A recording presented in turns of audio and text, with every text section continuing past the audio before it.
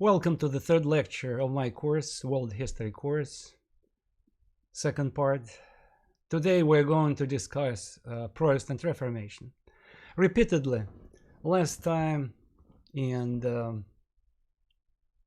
during our lecture on the geographical discoveries, I made occasional references to so-called Reformation.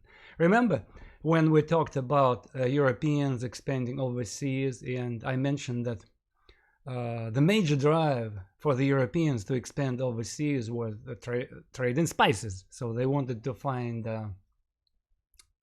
new routes to the so-called Oriental countries. Okay. And I also mentioned that there was a second reason for the Europeans to expand overseas. And I said that was the religious reason. Catholics wanted to recruit or convert new people. Okay. And I briefly made a reference to something that had happened in Europe that totally divided Christians in two big groups. On the one hand, Protestants, Northern Europe. On the other hand, Catholics, who lived in southwestern Europe. Okay. And this big division also prompted those Christians who remained Catholic to expand overseas. Essentially, we are talking about the religious conflict, revolt against the power of the Roman Pope on the part of some Christians, which took away hundreds of thousands of people from the Catholic Church. You shouldn't forget that before 1517, and by the way, 1517, that's the date when we usually mark the beginning of the Protestant Reformation. Before 1517, all Europeans, Western and Central Europeans, they were Catholic Christians, okay? Of course, in Eastern Europe, there were Greek Orthodox. See, at first, Christian church was divided in two big chunks or factions. Eastern Orthodox, it's Eastern Europe, Russia, okay? And Western Europe, Catholic Church.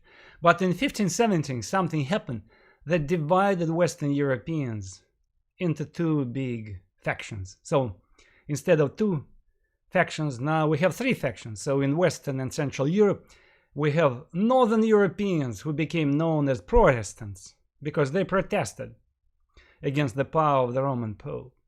And we have Catholics, people who remained Catholics, who still were loyal to the Roman Pope, okay? And since Catholics were upset and they lost a lot of people as a result of this Reformation or religious war that lasted until 1555, in some countries, actually, in some parts of Europe, even further, until the very end of the 1500s. So people were killing each other about religion. So since Catholics were upset and lost a lot of people as a result of this conflict, they wanted to go overseas to convert new people, to bring new people to the Catholic Church. And that's how we have thousands of Indians, those, of course, who remained alive, been converted to Catholic Church in Latin America, Mexico, Argentina, Chile, Colombia, Venezuela, Peru, or Brazil, because Portugal was also a Catholic country, like Spain. In fact, Portugal and Spain, these two first countries to expand overseas, these were two die-hard Catholic countries, which viewed themselves as the shield of the Roman popes. They wanted to protect the Roman popes.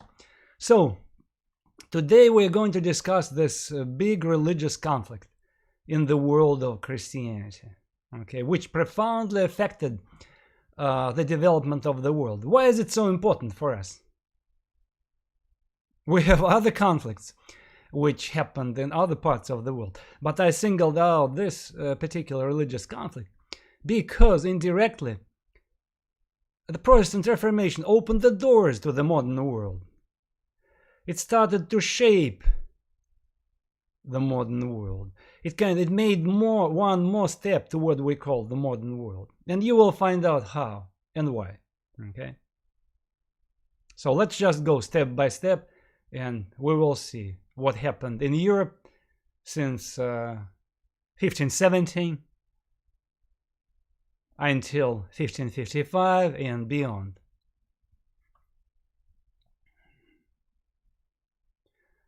When we discuss the Protestant Reformation, first of all, we have to bring to our attention this man whose name was Martin Luther. He was a German monk from a German town of Wittenberg. In fact, the Reformation started with him posting on the doors of the church in his town of Wittenberg on a bulletin board, so-called 95 Theses, where he challenged the power of the Roman Pope, where he spelled out what concerned him about the life of the Catholic Church. And the first and foremost issue that made him concerned about what was going on in the Catholic Church was the issue of so-called indulgences. Let's understand what it means, the indulgences. Indulgences were basically certificates issued by the Roman Catholic Church which reduced the number of days Catholics had to spend in purgatory. See, in the Catholic religion, they believe that before you access to the other world, to heaven or hell, you have to go through purgatory, where basically it's like a threshold, where you're screened by the one high about your deeds, okay? And since everybody is a sinful person, everybody is grilled there. But you can reduce the amount of these days you are grilled in purgatory before you reached heaven. The heaven was the goal of everybody, okay?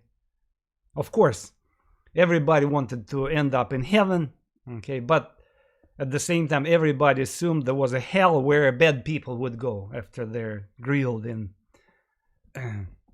screened, okay? But everybody was thinking about heaven. In purgatory, you were literally interrogated, okay? So people didn't want to spend there too much. They want to go straight to heaven. I'm going to reduce my number of days in purgatory. That was the assumption of every Catholic. And at that time, people were very much big on religion, unlike present day people.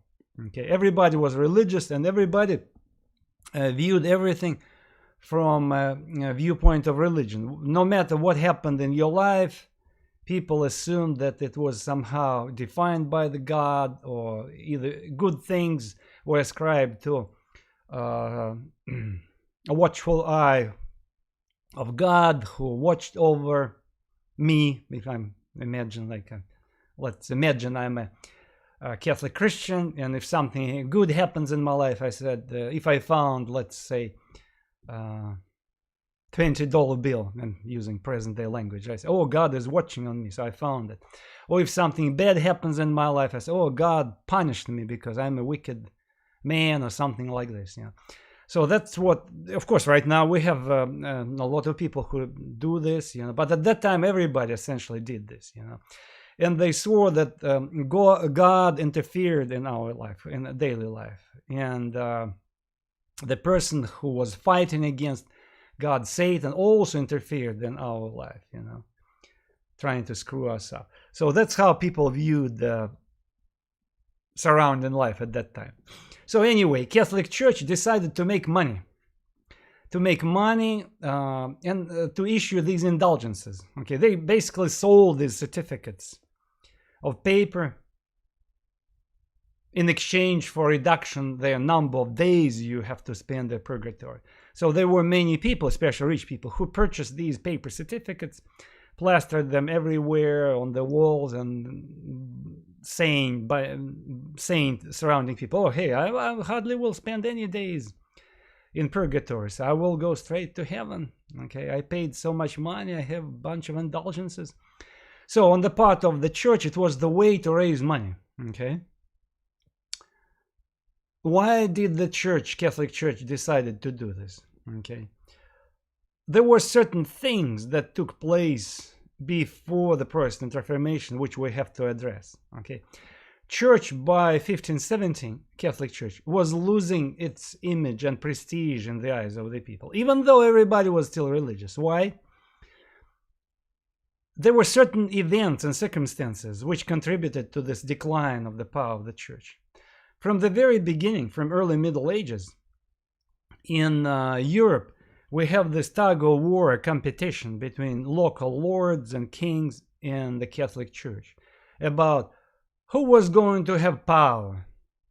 For example, when in early Middle Ages, Christian Church, Catholic Church, rose in power, they tried to be supreme spiritual power, and they wanted to appoint bishops, abbots, people who were in charge of monasteries, and regular priests to particular parishes.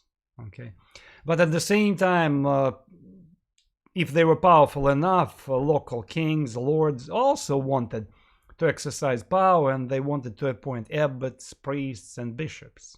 And sometimes these local people, lords and kings, they appointed their own candidates, their own friends who had nothing to do with religion.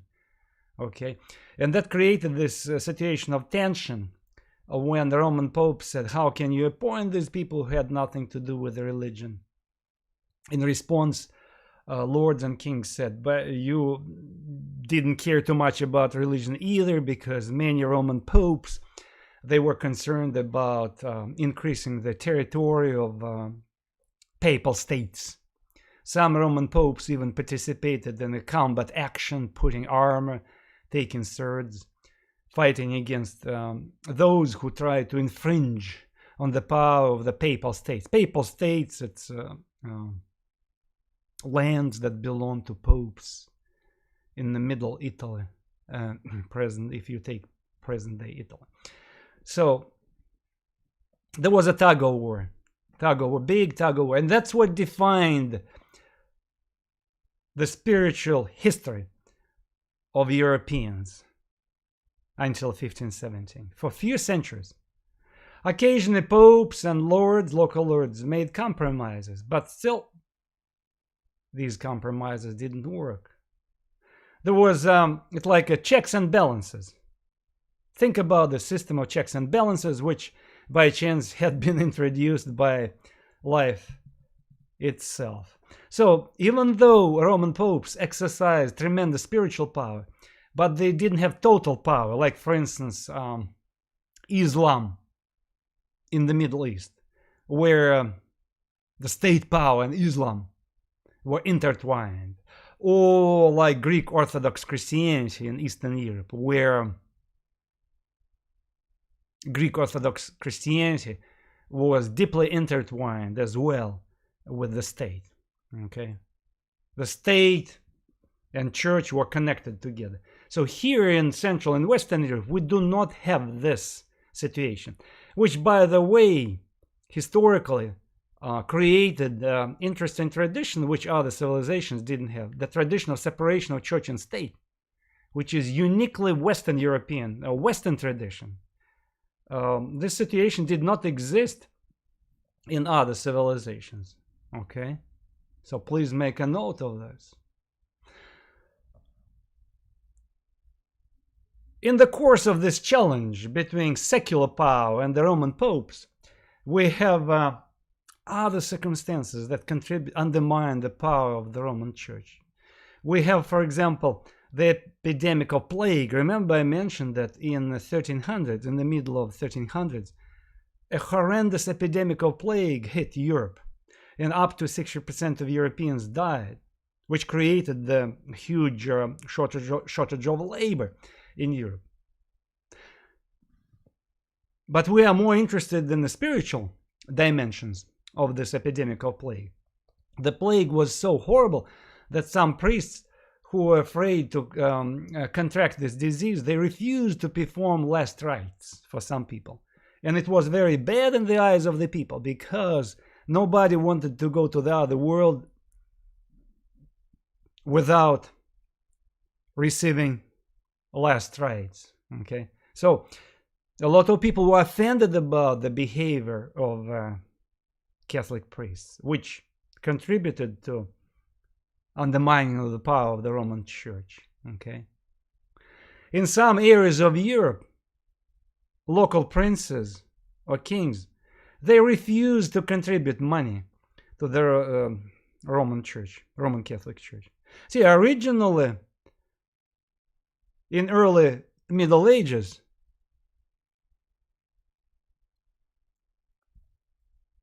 people did pay these church taxes, which went to the Roman Pope. And the Roman popes, again, financed construction of buildings, paid salaries of bishops, archbishops, abbots, priests. Okay, so this situation changed by the end of the 1300s, in the wake of the epidemic of plague. Throughout Europe, local princes and kings told their own people, do not pay taxes to the church. So church was losing revenues. That is why they needed additional tools to raise revenues. And so indulgences became one of the tools to raise the revenues. By the way, as a result of this conflict between local lords and the church, we have peculiar situations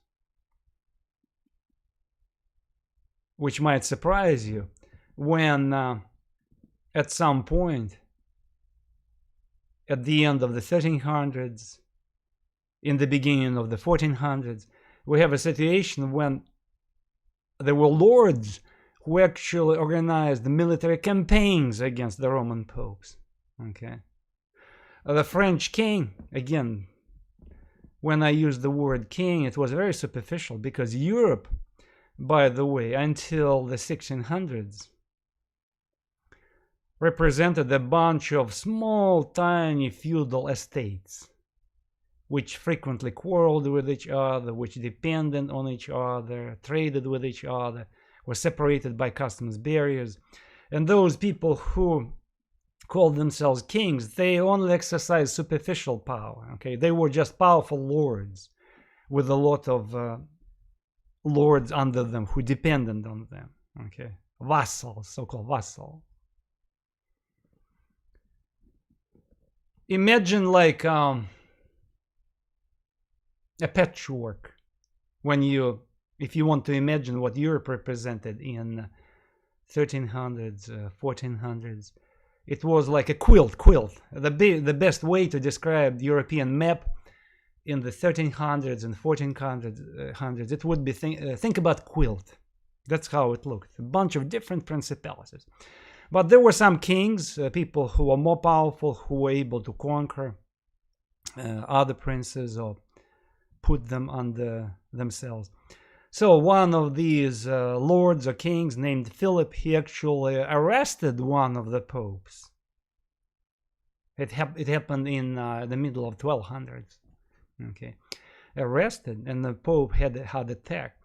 And this French king Philip, he actually decided to plant his own pope, Clement, to appoint his own pope. So at one point we had the French pope who was forced to live in French town of Avignon. It's in southern France, which produced a backlash on the part of some lords, let's call them English lords, who started to promote an English pope to oppose the French pope.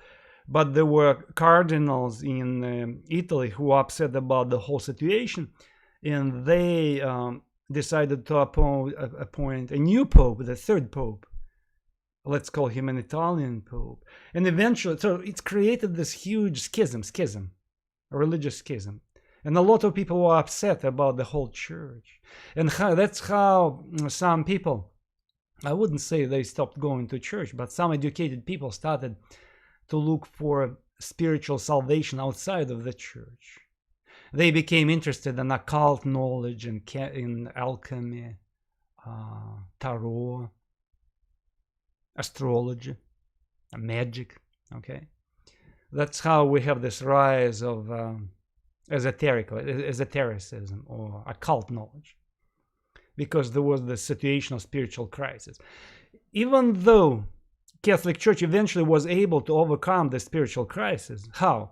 In 1410, Church was able to appoint finally a compromise candidate. Cardinal Martin was chosen to be this Roman Pope, the Roman Pope who satisfied all factions. Okay, even though the Church was able to do it, but still the damage was done. The prestige of the Church was undermined. And in fact, a lot of lords, especially in Northern Europe, where the power of the Catholic Church was not as heavy as in Italy or Spain, some lords were still thinking about challenging the power of the Church. There were some lords who craved to seize the lands, vast lands of the Church, like lands of monasteries. Okay, because Church was a big landowner. Like in case of big monastic orders, Dominicans, Benedictines, Augustinians. So these monasteries, they owned huge chunks of land, and they had serfs, peasant serfs, who worked for them. Okay, so that is why I want to emphasize this. Okay, because it's important to know that as a result of Reformation, we have a lot of these princes, local princes, who supported Martin Luther by going after the Roman Pope, not only for spiritual reasons, but also for economic reasons. Or better to say, they went after the Roman Pope for both spiritual and economic reasons. Okay? So now let's go back to Martin Luther.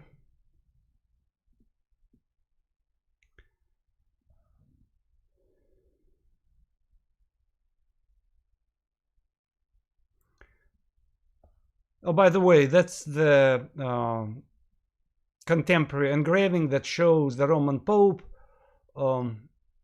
giving these certificates, indulgences to pilgrims who come to Rome,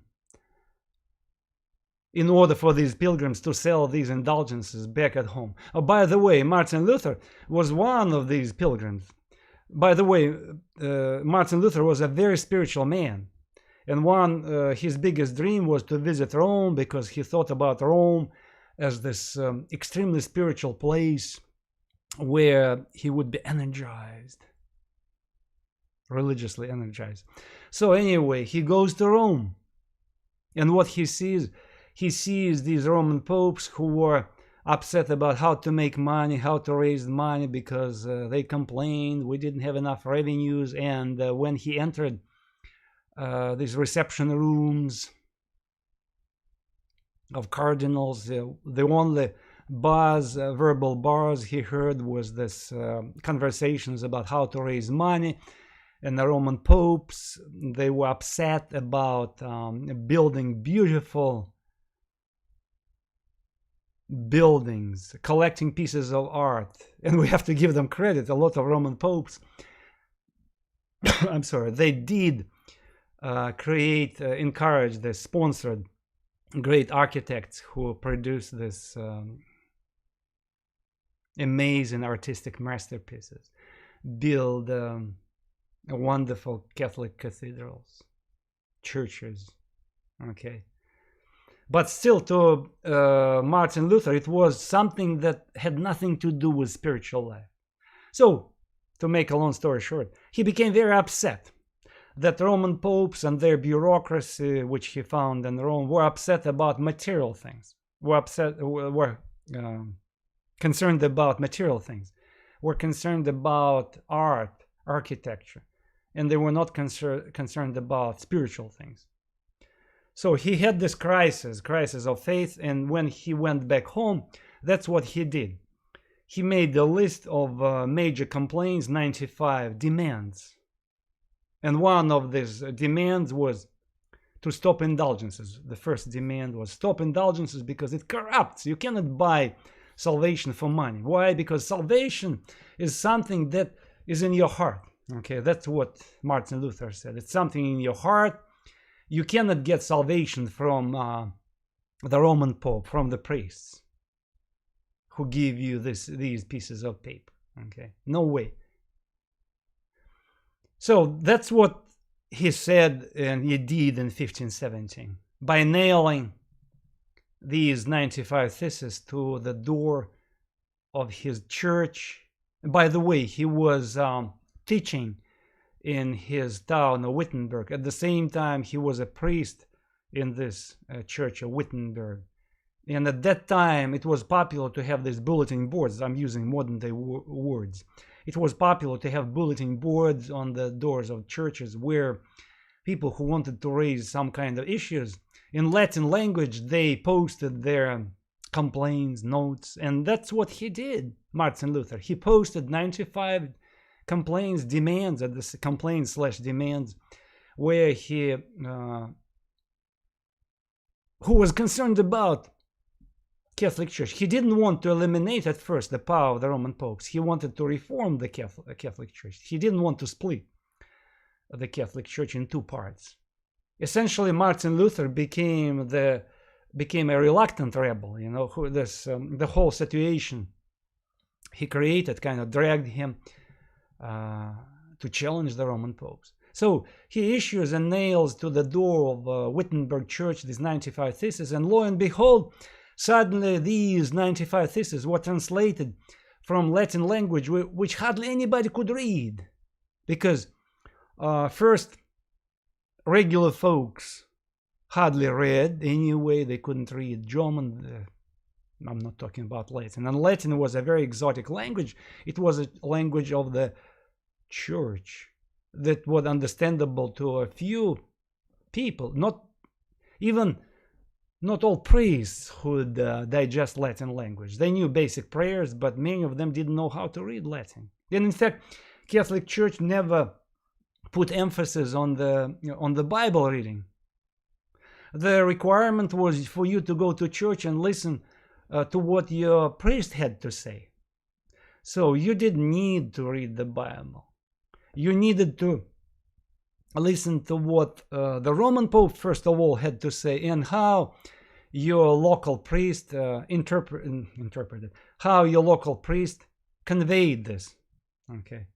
Go to church, listen to your priest, donate to the church, and that's how you're going to be saved. Basically, that was in the simplified. If I were to put it in a simple way, so that was the way for salvation. But Martin Luther said, no, it's not the way. The way is for us to be close to God.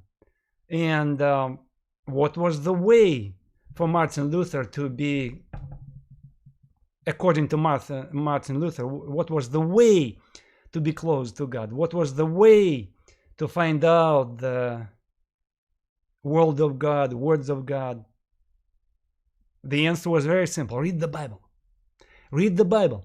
And look, in the Protestant movement, and eventually in all Protestant denominations, the Bible became the major thing. Everything became focused on the Bible. And you know it very well without me. For example, if you belong to the Baptist church or Presbyterian church or, I don't know, you name them. Methodist church, Unitarian church, many other Protestant denominations. So you probably, first of all, you're focused on the Bible. More or less, you're focused on the Bible. Like, let's take as an example a Baptist church. Everything is focused on the Bible. Naked walls. If you better than me, you know, when you come to a Baptist church, basically naked walls, podium, pulpit, and the Bible. Everything is about Bible. You quote the Bible, you create Bible study groups. But it's not the case of the Catholic Church, where the stress is put on rituals. Not only this beautiful singing, we also have singing in some Protestant denominations, but clothing, statutes of priests, decorations, frescoes,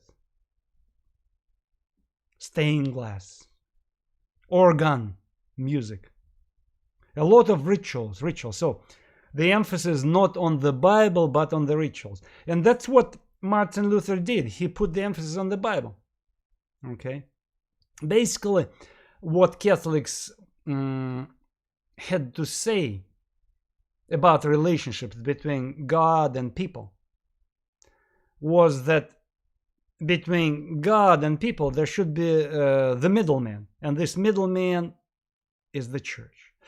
And Martin Luther argued opposite. He said there should be no middleman between God and people. People should know about the words of God directly. How? By reading the Bible. When I have this class physical in a classroom, I like to draw on this kind of a chart on the chalkboard. On the left hand, I draw 3 circles. The top circle is God, bottom circle is people, and in between I put the church. An arrow goes from people to church and from church to God. So there was middleman between people and God. And on the right side I draw 2 circles. Upper circle inside has the word God, and circle below underneath had the word people. And there's a straight line coming from people to God. Okay, and in the middle I write the word the Bible, so because that's the way for the Protestants to communicate with God. Okay, so Martin Luther argued that salvation cannot be reached by good works, as the church argued. Good works, they meant at that time going to church, donating to church. So the good works, you have to work for the church. Okay, salvation cannot be accomplished by good works. Salvation can be accomplished by faith. Okay, we don't need this middleman, church and popes. And since the Bible was the major way to communicate with the world of God, we need to translate the Bible into local languages, in German and English and French, to make the Bible accessible to as many people as possible. And let me emphasize this. It's very important what I'm just telling you. Let the Bible accessible to as many people as possible. And in fact, Martin Luther himself set an example. In 1536, he translated the Bible into German language. In many parts of Northern Europe, we also have theologians, people who joined him. They also started to translate the Bible into English, Italian, French, Swedish. Okay. What helped Martin Luther was the printing press. By that time, Europeans practiced printing, which had been invented in the German town of Mainz by Johann Gutenberg in 1456. In 1456, in the German town of Mainz, Johann Gutenberg invented printing. He introduced so-called movable type. And the first book to be published was the Bible. Okay. So, by the time of the Reformation, 1517, printing spread heavily over Europe. So, whatever Martin Luther wrote became printed and spread all over Europe. And the Bible, which he translated into German, also spread around in Europe. Okay.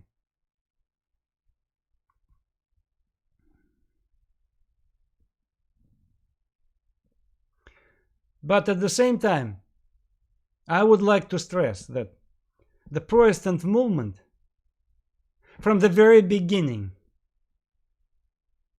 started as a decentralized movement. Unlike the Catholic Church, they didn't have this vital center, like the Roman Pope on the top of the pyramid. Protestants were heavily decentralized. Yes, of course, originally it was Martin Luther who headed everything, but then some of his friends, colleagues who agreed with him, they had disagreements with him. Why? It happened naturally, because by encouraging people to read the Bible, Martin Luther didn't realize that he opened the Pandora's box. Indirectly, he encouraged people to interpret the Bible. And of course, personal interpretations could be different. And that's what later created this tension among different groups of Protestants. And that's what created numerous factions of Protestants. Some of them came to hate each other. Some of them started to argue that Martin Luther was not consistent enough. So he did good things, but he wasn't consistent enough. Okay. For example, I will give you an example. There was a group of people called Anabaptists, and I'm going to mention them in a few minutes, who said, okay, Martin Luther, you argue that any good Christian can read the Bible. And you say that every man is a minister, because every educated man could read the book, the Bible, the book. What about women? What about children? They also, if they learned enough, well enough, they knew how to read and write. In fact, again, I want to emphasize this. As soon as Martin Luther introduced this tradition of reading the Bible, people in Northern Europe, like crazy, started to read the Bible. In order to read the Bible, you had to learn how to read. That's what made people educated, okay? Unlike any area of the world, Northern Europeans became highly educated people. It's not because they were special, but because of this religion, because of this movement. I would like to emphasize this. I want to put stress on this. I don't think we talk enough about it. But it's very important to mention this, because it might give you some answers why technological advances were made in this part of the world, in Northern Europe. Okay. So anyway, what about women? They also knew how to read the Bible. And Martin Luther said, oh, I didn't mean it, and he kind of tried to avoid the answer, but the point was well taken, right? If you say every man is a minister, you logically speaking should say every woman is a minister, every child is a minister. Okay. And that's what happened. So basically, some of the followers of Martin Luther, they went further, they became militant or even radical reformers, and we're going to discuss some of these big factions in this Protestant movement, which did not have anybody like Martin Luther. He wasn't the Pope, right? He couldn't order his followers, because he's very teaching that you should rely on the Bible reading. He's very teaching encourage people to be decentralized, to encourage people to take spiritual power in their own hands. And I'm going to outline right now the major groups of Protestants, okay? First, we have the biggest group of Protestants, so-called Calvinists, after John Calvin, a French theologian who originally followed Luther. He became nicknamed, he received the nickname Pope of Geneva, because people of Geneva asked him to come and organize their spiritual life, okay? Like Martin Luther, he also believed that we don't need the popes, okay? Martin Luther argued that we don't need too many sacraments, especially the sacraments of confession. And we don't need monks, by the way, being monk himself. By the way, Martin Luther was a monk. So he said, we don't need monks because every man is a minister. If you're a good Christian, you don't have to be a monk, because monks were had been considered in early Europe like a model Christians. So we don't need the role model. We have, if you're a good man, you could be a shoemaker, you could be a good Christian, okay? So that was his message.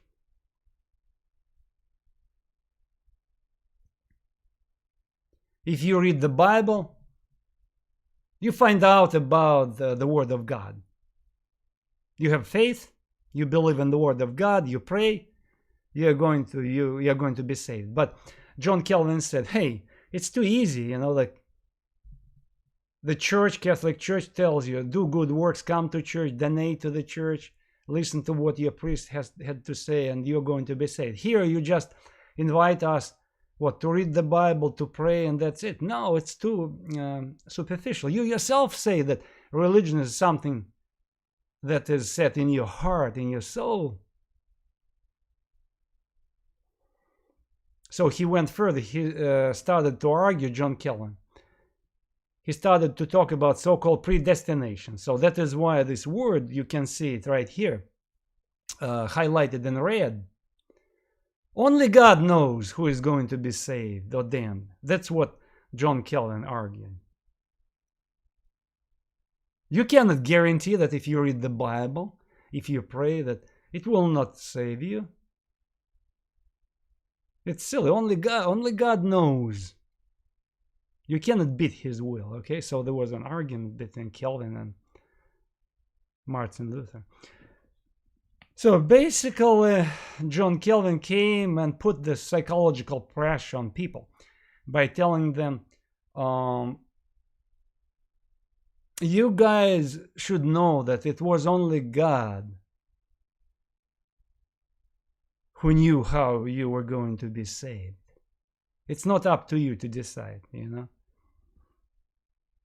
But of course, if I'm a regular foot soldier in the Protestant movement, that if I'm a regular Christian, I still need to know what I'm going to do in order to be saved. Okay, if there is no guarantee, and that's essentially what John Calvin said, there is no guarantee that you would be saved. Okay, there is no guarantee, no indulgence, no good works, no the Bible reading will save you. Of course, the Bible reading is better than just simply coming to church, or simply kind of bowing down to a Catholic priest. But it's not enough, he said. What you should know, you should believe totally, you should entrust yourself in God. Who knows? You might be damned, you might be saved, only God knows. But what should I do if I'm a regular Christian in this case? And he said, try to be as good. Be good for goodness sake. 24/7 you are watched. Again, I'm simplifying the whole story. But that's what he basically said. So don't forget that 24/7 you are watched by this guy high above. And if you are cursing, if you are treating people badly, like your customers, if you are merchant, if you're a shoemaker, if you make lousy shoes, so Mr. God will see you. Again, pardon my modern day language. He will penalize you. Okay? Or he might say, I'm not going to save you. I'm not guaranteeing that I'm going to save you, God would have said. But at least if you behave, if you try, maybe I will save you. Okay? So, and of course, the Bible reading. Try to read the Bible. Try to pray. Don't play cards. Don't dance. Don't laugh. Work as much as possible. Try to treat your neighboring people, your family, including your family, your dear ones, in the right way, because you're watched 24/7. Show off to Mr. God that you're a good man, a woman, and maybe you will be saved. See, that was the message. Very important. By the way, there was, I'm jumping ahead, there was a sociologist at the turn of the 1900s, a German sociologist whose name was Max Weber, who wrote a book, to be specific, in 1906, the book that was titled The Protestant Ethics and the Spirit of Capitalism, where he argued that these Protestants, especially Calvinists, who were encouraged by their religion to work hard, to treat right surrounding people, it unleashed tremendous power, creative power. Basically, he argued that in Northern Europe, there's followers of John Calvin and other Protestant denominations. They were encouraged to work harder, better, by their religion. That was his argument. A very interesting argument. And indeed, if you see about the development of Northern Europe compared to Southern Europe, you would see that economically, educationally, Northern Europe, was more advanced than Southern Europe and, of course, the other parts of the world. And Max Weber ascribed this to this accidental, I repeat, it was not intentional, accidental influence of the Protestant religion. Some people tried since that time, some people tried to disprove it, but from what I read, still it's very much valid. Even today, if you look at Europe, Northern Europe and Southern Europe, you will see that Northern Europe is more advanced economically. Germany, England, Sweden, Denmark, Netherlands, economically more advanced. Of course, Italy, Portugal, Spain, highly developed countries, but still they are not as advanced as Northern European countries, economically. We're talking about economy. So anyway, see, that's what these remarks I'm just making, to show you, to explain to you how Protestant Reformation contributed to the rise of the modern world, okay? And the Bible reading, of course, the first thing. The Bible reading in Northern Europe. Northern Europeans, I repeat, were encouraged to be educated people. Not just by some schoolmasters who came and said, hey guys, you need to be educated to read more and more. No, no, no. The message was spiritual, religious message. You have to read the Bible in order to find out about God, the words of God. Okay? And that's what they were doing. In this case, we have religion that indirectly encouraged people to be more educated. Basically, Protestant movement contributed to the rise of education in Northern Europe. And indeed, we have in the 1600s, especially in the 1600s, when Lutheran teaching, Calvin teaching, and many Anabaptism, any other, I don't want to mention them, the tons and tons of Protestant denominations, Quakers, spread around Northern Europe. We already have people who in families encouraged reading and writing. You have a bunch of Protestant families where within families parents encourage kids to read and write. Very important. I would like to show you something. Okay, this is the Bible, so-called Geneva Bible, pioneered by John Calvin. I just mentioned him a few minutes ago. Again, like Martin Luther, he argued that the Bible should be translated into different languages and people should read the Bible in order to learn the Word of God. And in fact, John Calvin pioneered, and his followers pioneered, this project to translate the Bible into different European languages. So here you can see the English translation of the so-called Geneva Bible. What is interesting about this Bible is that if you look carefully, I don't know if you can see it here, it has a bunch of footnotes or side notes, okay, where John Calvin and his followers explained to the faithful So how you should interpret particular passages from the Bible, or encouraging people to study further, or when the Bible said about the life of parishioners, explaining people how they should elect their ministers, how they should organize their religious life. Why is it so important? Look, indirectly, through religion, John Calvin and his followers introduced self-government here. So they encouraged critical thinking. Remember, critical thinking became one of the major messages of the modern world. Okay, critical thinking. So by posting something that was not the words of God, see these endnotes. The Bible, of course, was the word of God, but we have a bunch of endnotes or side notes, which were notes made by John Calvin. What does it mean? It means that indirectly, historically speaking, people were encouraged to go further, to be critical, to think about how to organize their religious life from down below, without any orders. Okay? So that is why, by the way, King James, you heard about King James Bible, didn't like Geneva Bible. That is why he tried to eradicate this Bible from England in the 1600s. By the way, originally the first Puritans who came here to North America, Plymouth, Massachusetts Bay, a bunch of them carried the Geneva Bible with them, which had these side notes, which encouraged critical thinking. Okay? So the Geneva Bible, again, it's my crude simplification, but it will make sense what I'm just saying. The Geneva Bible can be called the Bible of liberty. That is why I'm using this phrase. See, I'm using this phrase right here. The Scripture of liberty.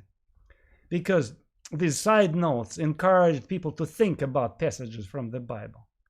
Not simply rote learning to kind of memorize the passages of the Bible, but to read and critically think, to give the Bible different interpretation, the individual interpretation.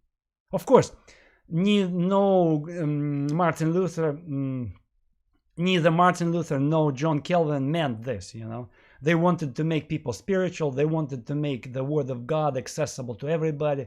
But I repeat, indirectly, they contributed something to the life of society that opened the doors to the modern world. See, that's the point I'm trying to make. Okay? So this Geneva Bible opened the doors to the modern world by encouraging indirectly critical thinking. That is why King James later eliminated these side notes. If you see right now the King James Bible, it's just a plain text, a Bible in a beautiful language, by the way, because a bunch of good linguists, writers were recruited to make this translation. Okay, but it was canonized, and you cannot do anything beyond this text. So you have to go by this text, King James Bible.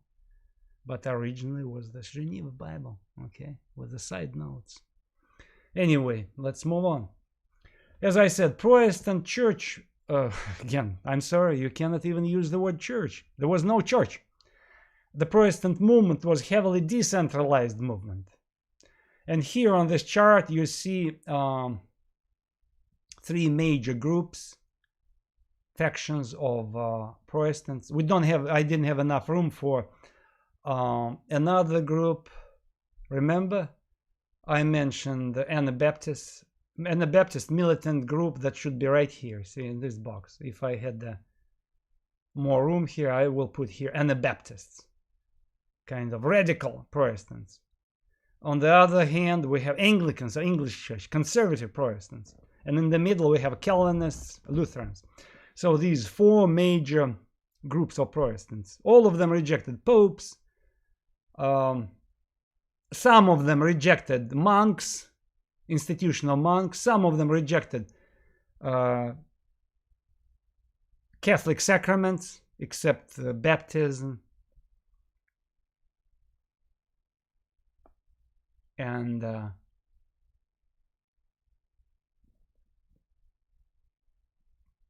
Another, by the way, why I stopped here, baptism also aroused controversy, because this group of radicals called Anabaptists, they said, oh, even here we should do a reform, okay, because we should take the Bible literally, it's the word of God. And Anabaptists said that we shouldn't baptize little children because they're still innocent, they cannot decide what church, what denomination they should belong to. So let's wait until they're 16, and then we will give them a chance. We will give them a chance to be baptized. So that is why they were nicknamed Anabaptists, because they defended adult baptisms. And by the way, Anabaptists were the first pacifists because they argued that you should strictly follow these 10 commandments from the Bible. Don't lie, thou shalt not lie, thou shalt not bear arms, so they were against any wars. Don't just take arms in your hands, okay? We have also Lutherans, moderate Protestants, who said no monks, dropped major sacraments,